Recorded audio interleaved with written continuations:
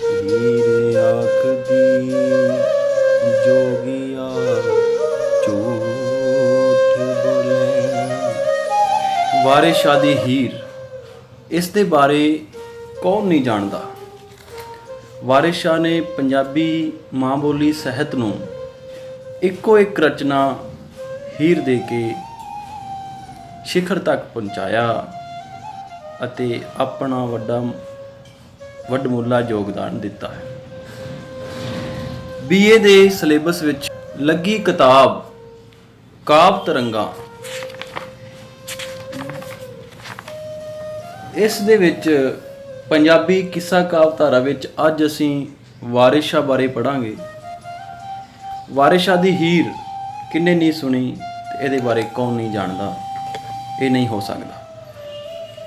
ਖੈਰ, ਇਸ ਕਿੱਸੇ ਵਿੱਚੋਂ ਕੁਝ ਇਹੋ ਜਿਹੀਆਂ ਗੱਲਾਂ ਤੇ ਕੁਝ ਆਪਣੀ ਇਸ ਕਿਤਾਬ ਦੇ ਵਿੱਚ, ਪਾਠ ਪੁਸਤਕ ਦੇ ਵਿੱਚ ਲੱਗੀਆਂ ਹਨ, ਜਿਨ੍ਹਾਂ ਦੀ ਵਿਆਖਿਆ ਅਸੀਂ ਕਰਦੇ ਹਾਂ। ਤੇ ਜਿਹੜਾ ਪਹਿਲਾ ਭਾਗ ਹੈ, ਰਾਂਝੇ ਦਾ ਭਾਬੀਆਂ ਨਾਲ ਤਕਰਾਰ। ਰਾਂਝਾ ਬੋਲਦਾ ਹੈ, ਵਾਰਿਸ ਸ਼ਾਹ ਕੀ ਕਹਿੰਦਾ ਹੈ? ਰਾਂਝਾ ਆਖਦਾ ਭਾਬੀਓ ਵੈਰਨੋ ਨੀ, ਤੁਸਾਂ ਭਾਈਆਂ ਨਾਲ ਵਿਛੋੜਿਆ ਜੇ। ਖੁਸ਼ੀ ਰੂਹ ਨੂੰ ਬਹੁਤ ਦਿਲਗਰੀ ਕਰਕੇ, ਤੁਸਾਂ ਫੁੱਲ ਗੁਲਾਬ ਦਾ ਤੋੜਿਆ ਜੇ। ਸਕਿਆਂ ਭਾਈਆਂ ਨਾਲੋਂ ਵਿਛੋੜ ਮੈਨੂੰ, ਕੰਡਾ ਵਿੱਚ ਕਲੇਜੜੇ ਪੋੜਿਆ ਜੇ। ਭਾਈ ਜਿਗਰ ਤੇ ਜਾਨ ਸਾਂ ਅਸੀਂ ਅੱਠੇ, ਵੱਖੋ ਵੱਖ ਹੀ ਚਾਹੇ ਵਿਛੋੜਿਆ ਜੇ। ਜਦੋਂ ਸਫਾ ਹੋ ਟੁਰਨ ਗਈਆਂ ਤਰਫ ਜੰਨਤ, ਵਾਰਿਸ ਸ਼ਾਹ ਦੀ ਵਾਗ ਨਾ ਮੋੜਿਆ ਜੇ। ਵਾਰਿਸ ਸ਼ਾਹ ਦੀ ਵਾਗ ਨਾ ਮੋੜਿਆ ਜੇ। ਕੀ ਹੈ ਇਸ ਦੀ ਵਿਆਖਿਆ? ਅਸੀਂ ਸਮਝਦੇ ਹਾਂ। ਪੰਕਤੀਆਂ ਨੇ ਕਿ ਰਾਂਝਾ ਆਖਦਾ ਭਾਬੀਓ ਵੈਰਨੋ ਨੀ। ਰਾਂਝਾ ਆਪਣੀਆਂ ਭਾਬੀਆਂ ਨੂੰ ਆਖਦਾ ਹੈ ਕਿ ਤੁਸੀਂ ਵੈਰ ਨਾ ਜੇ, ਤੁਸਾਂ ਭਾਈਆਂ ਨਾਲੋਂ ਮੈਨੂੰ ਵਿਛੋੜ ਦਿੱਤਾ ਜੇ, ਤੇ ਮੇਰੀ ਰੂਹ ਨੂੰ ਜਿਹੜੀ ਖੁਸ਼ੀ ਸੀ ਮੇਰੇ ਭਾਈਆਂ ਨਾਲ ਰਹਿ ਕੇ, ਤੁਸੀਂ ਉਹਦੇ ਨਾਲ ਦਿਲਗਰੀ ਕੀਤੀ ਹੈ, ਉਹਦੇ ਨਾਲ ਛੇੜਛਾੜ ਕੀਤੀ ਹੈ, ਉਸ ਨੂੰ ਚੋਟ ਪਹੁੰਚਾਈ ਹੈ। ਤੁਸਾਂ ਫੁੱਲ ਗੁਲਾਬ ਦਾ ਜਿਵੇਂ ਬਾਗ 'ਚ ਤੋੜ ਕੇ ਸਿੱਟ ਦਿੰਦੇ ਹਾਂ, ਐਵੇਂ ਮੈਨੂੰ ਆਪਣੇ ਘਰੋਂ ਤੋੜ ਕੇ ਸੁੱਟ ਦਿੱਤਾ ਹੈ। ਤੇ ਕਹਿੰਦਾ ਮੈਨੂੰ ਮੇਰੇ ਕਲੇਜੇ ਵਿੱਚ ਇਸ ਤਰ੍ਹਾਂ ਪੀੜ ਹੋਈ ਹੈ ਜਿਵੇਂ ਕੋਈ ਕੰਡਾ ਆ ਕੇ ਚੁੱਭਦਾ ਹੋਵੇ। ਤੇ ਅਸੀਂ ਅੱਠੇ ਭਰਾ ਇੱਕ ਦੂਜੇ ਦੀ ਜਿੰਦ ਜਾਨ ਸਾਂ, ਇੱਕ ਦੂਜੇ ਦੇ ਸਾਹਾਂ ਵਿੱਚ ਸਾਹ ਲੈਂਦੇ ਸਾਂ, ਪਰ ਤੁਸੀਂ ਜੋ ਹੈ ਉਹ ਸਾਨੂੰ ਚਾਰਾਂ ਨੂੰ ਵਿਛੋੜ ਦਿੱਤਾ ਹੈ। ਫਿਰ ਜਿਹੜੀਆਂ ਪੰਕਤੀਆਂ ਨੇ ਕਿ ਜਦੋਂ ਸਫਾ ਹੋ ਟੁਰਨ ਗਈਆਂ ਤਰਫ ਜੰਨਤ, ਵਾਰਿਸ ਸ਼ਾਹ ਦੀ ਵਾਗ ਨਾ ਮੋੜਿਆ ਜੇ।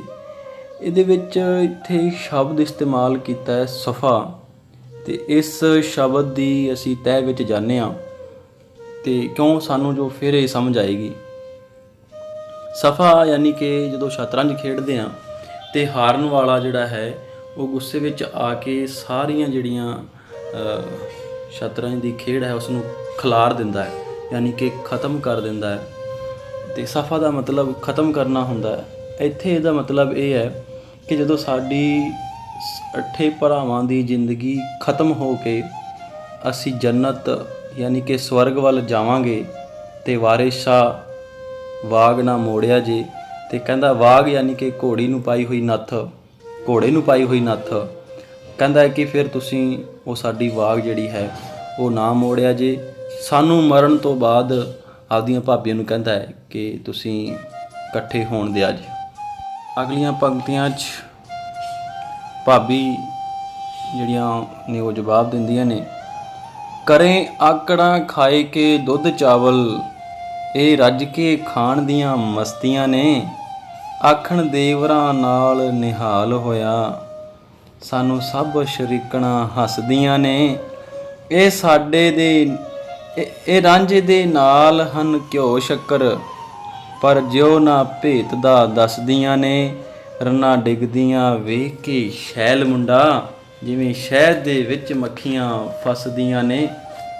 ਇੱਕ ਤੂੰ ਕਲੰਕ ਹੈ ਅਸਾਂ ਲੱਗਾ, ਹੋਰ ਸਭ ਸੁਖੱਲੀਆਂ ਵਸਦੀਆਂ ਨੇ। ਘਰੋਂ ਨਿਕਲੇ ਜਦੋਂ ਤੂੰ ਮਰੇ ਭੁੱਖਾ, ਭੁੱਲ ਜਾਣ ਤੈਨੂੰ ਸਭੇ ਮਸਤੀਆਂ ਨੇ।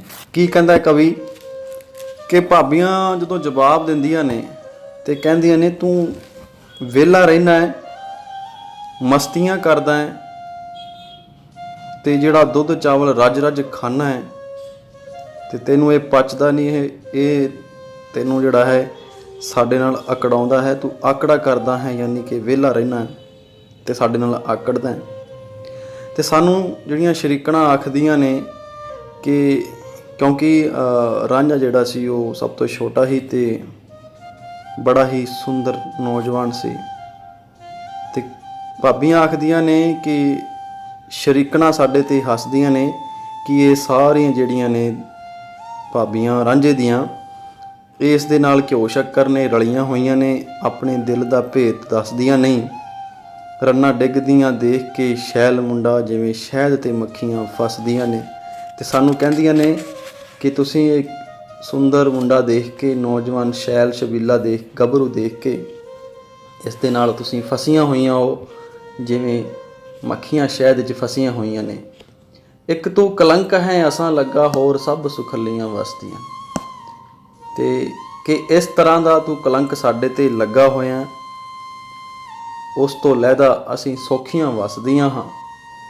ਤੈਨੂੰ ਨਖਰੇ ਆਉਂਦੇ ਨੇ, ਘਰੋਂ ਨਿਕਲੇ ਜਦੋਂ ਤੂੰ ਮਰੇ ਭੁੱਖਾ, ਭੁੱਲ ਜਾਣ ਤੈਨੂੰ ਸਭੇ ਮਸਤੀਆਂ ਨੇ।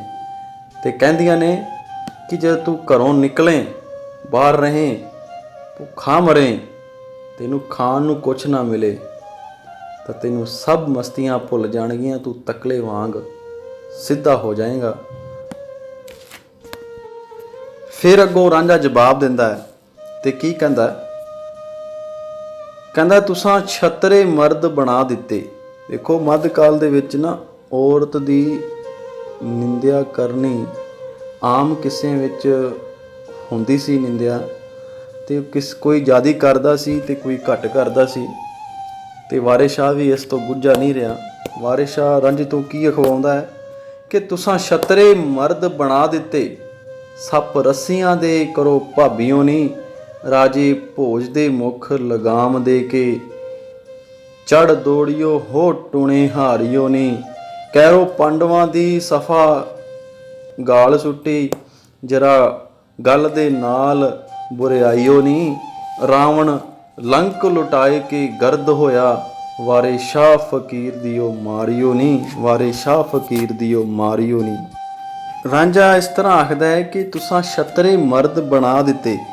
ਛਤਰਾ ਜਿਹੜਾ ਹੈ ਉਹ ਭੇਡੂ ਨੂੰ, ਯਾਨੀ ਕਿ ਨਰ ਭੇਡ ਨੂੰ ਕਿਹਾ ਜਾਂਦਾ ਹੈ ਕਿ ਤੁਸੀਂ ਜਿਹੜੀਆਂ ਰੰਨਾਂ ਸੁਨੱਖੀਆਂ ਸੋਹਣੀਆਂ ਹੋ, ਹੁਸਨਾਂ ਦੀਆਂ ਪੱਟੀਆਂ ਹੋ, ਤੁਹਾਨੂੰ ਦੇਖ ਕੇ ਜਿਹੜੇ ਛਤਰੇ ਨੇ ਉਹ ਵੀ ਮਰਦ ਬਣਨ ਦੀ ਕੋਸ਼ਿਸ਼ ਕਰਦੇ ਨੇ, ਤੇ ਤੁਸੀਂ ਗੱਲਾਂ ਦੀਆਂ ਗਾਲੜੀਆਂ ਹੋ, ਰੱਸੀਆਂ ਦੇ ਸੱਪ ਬਣਾ ਦਿੰਦੀਆਂ ਹੋ, ਡਾਰੀਓ ਨਹੀਂ, ਰਾਜੇ ਭੋਜ ਦੇ ਮੁੱਖ ਲਗਾਮ ਦੇ ਕੇ। ਰਾਜਾ ਭੋਜ ਜਿਹੜਾ ਹੈ ਇੱਧਰ ਭੋਪਾਲ ਸਾਈਡ ਤੋਂ ਇੱਕ ਰਾਜਾ ਹੋਇਆ, ਬੜਾ ਹੀ ਮਤਲਬ ਸ਼ਾਂਤੀ ਵੀਰੇ ਰਾਜਾ, ਔਰ ਬੜਾ ਇੰਟੈਲੀਜੈਂਟ ਸੀ ਉਸ ਸਮੇਂ ਦੀ। ਉਸ ਨੂੰ ਸਭ ਹਰ ਤਰ੍ਹਾਂ ਦਾ ਸਾਇੰਸ ਦਾ, ਵਿੱਦਿਆ ਦਾ, ਹਰ ਤਰ੍ਹਾਂ ਦਾ ਗਿਆਨ ਸੀ। ਤੇ ਉਸ ਦੀ ਕਹਿੰਦੇ ਨੇ ਕਿ ਉਸ ਦੀ ਮੱਤ ਵੀ ਰੰਨਾਂ ਨੇ ਮਾਰ ਛੱਡੀ ਸੀ ਇੱਕ ਮੌਕੇ 'ਤੇ ਆ ਕੇ। ਤੇ ਉਹਦੀ ਹੀ ਉਦਾਹਰਣ ਵਾਰਿਸ ਸ਼ਾਹ ਦਿੰਦਾ ਹੈ ਕਿ ਰਾਜੇ ਭੋਜ ਦੇ ਮੁੱਖ ਲਗਾਮ ਦੇ ਕੇ, ਕਿ ਮੇਰੇ ਹੀ ਤਾਂ ਕੋਈ ਵਸ ਨਹੀਂ ਹੈ। ਰਾਂਝਾ ਕਹਿੰਦਾ ਤੁਸੀਂ ਤਾਂ ਰਾਜੇ ਭੋਜ ਵਰਗਿਆਂ ਦੀ ਮੱਤ ਮਾਰ ਛੱਡੀ। ਫਿਰ ਕਹਿੰਦਾ ਕਿ ਕਹਿਰੋ ਪਾਂਡਵਾਂ ਦੀ ਸਫਾ ਗਾਲ ਸੁੱਟੀ, ਜਰਾ ਗੱਲ ਦੇ ਨਾਲ ਬੁਰਿਆਈਓ ਨਹੀਂ। ਕਿ ਤੁਸੀਂ ਇੱਥੇ ਦੇਖੋ ਸਫਾ ਸ਼ਬਦ ਫੇਰ ਆਇਆ, ਇੱਥੇ ਦਾ ਮਤਲਬ ਵੱਖਰਾ ਹੈ। ਕੌਰਵ ਪਾਂਡਵਾਂ ਦੀ ਜਿਹੜੀ ਸਫਾ, ਯਾਨੀ ਕਿ ਉਹਨਾਂ ਦਾ ਰਾਜਪਾਟ ਜਿਹੜਾ ਹੈ, ਤੁਸੀਂ ਗਾਲ ਸੁੱਟਿਆ, ਯੁੱਧ ਹੋਇਆ, ਤੇ ਉਹ ਤੁਹਾਡੇ ਹੀ ਔਰਤਾਂ ਦੇ ਇਹ ਕਾਰਨ ਹੋਇਆ। ਰਾਂਝਾ ਕਹਿੰਦਾ, ਵਾਰਿਸ ਸ਼ਾਹ ਰਾਂਝੇ ਦੇ ਮੂੰਹੋਂ ਅਖਵਾਉਂਦਾ ਹੈ। ਫਿਰ ਕਹਿੰਦਾ ਕਿ ਰਾਵਣ ਲੰਕ ਲੁਟਾਏ ਕੇ ਗਰਦ ਹੋਇਆ, ਵਾਰਿਸ ਸ਼ਾਹ ਫਕੀਰ ਦਿਓ ਮਾਰਿਓ ਨਹੀਂ।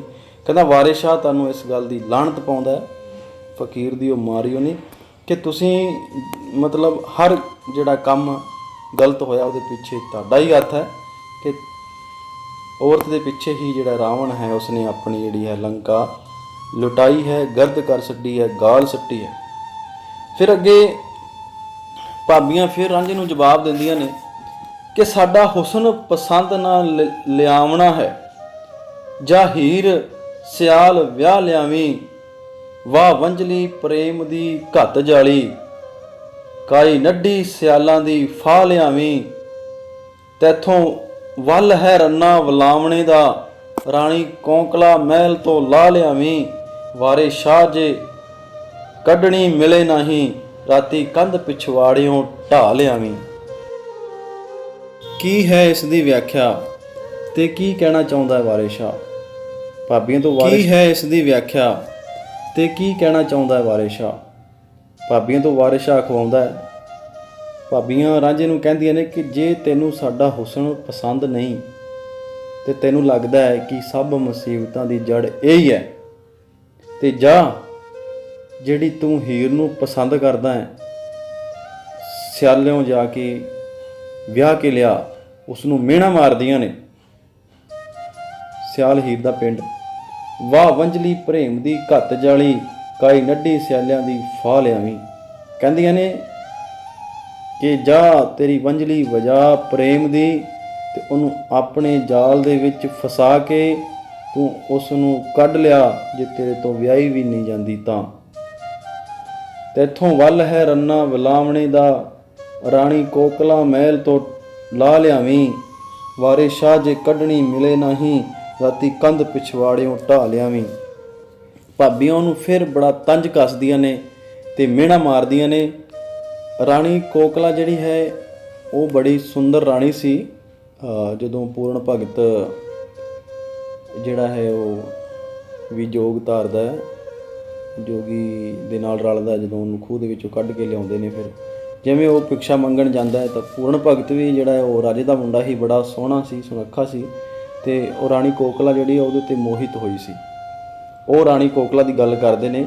ਵਾਰਿਸ ਸ਼ਾਹ ਕਹਿੰਦਾ ਹੈ, ਭਾਬੀਆਂ ਤੋਂ ਖਵਾਉਂਦਾ ਹੈ, ਮਿਹਣਾ ਦਿੰਦੀਆਂ ਨੇ ਭਾਬੀਆਂ ਕਿ ਜਾ ਤੈਨੂੰ ਰੰਨਾ ਵਲਾਵਣੇ ਦਾ ਜਿਹੜਾ ਵੱਲ ਹੈ ਉਹ ਜਾ ਕੇ ਤੂੰ ਆਪਣਾ ਜਾਦੂ ਚਲਾ ਤੇ ਜਾ ਰਾਣੀ ਕੋਕਲਾ ਨੂੰ ਮਹਿਲ ਤੋਂ ਲਾ ਲਿਆ, ਔਰ ਜੇ ਤੇਥੋਂ ਨਹੀਂ ਲਿਆਈ ਜਾਂਦੀ ਦਿਨ ਦਿਹਾੜੇ ਤੇ ਤੂੰ ਫਿਰ ਰਾਤੀ ਪਿਛਵਾੜਿਓਂ ਦੀ ਕੰਧ ਢਾ ਕੇ ਉਹਨੂੰ ਕੱਢ ਲਿਆ, ਉਹਨੂੰ ਭਜਾ ਲਿਆ।